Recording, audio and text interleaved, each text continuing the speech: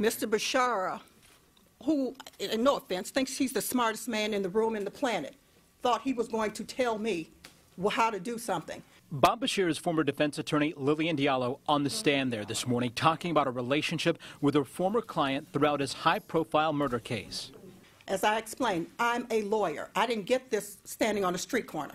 I got this by going to school. So with all respect to Mr. Bashara, he cannot tell me or dictate to me which way he thinks something legally should go. Just yesterday, Judge Vonda Evans ruled allowing Bashara to present witnesses in an evidentiary hearing and make his case. Bashara also waived his attorney-client privilege, allowing him to go after his former attorneys as ineffective and even incompetent.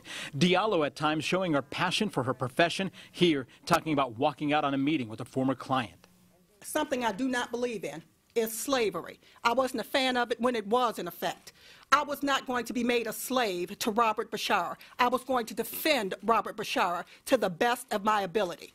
I was not going to let anybody do anything that was going to cause him a burden. So that man was defended. Unfortunately, the verdict was what the verdict was. His version of the facts sometimes were a little different than the reality of the case. And 7 Action News investigative reporter Jim Kirchner in the courtroom right now, following the latest in this evidentiary hearing, keeping you posted on later editions of 7 Action News right here on WXYZ-TV and on TV 20 Detroit. Don't forget, our web team is keeping you posted online all the time at WXYZ.com and on social media, too. For now, we're outside the Frank Murphy Hall of Justice. I'm Nima Shafee, 7 Action News.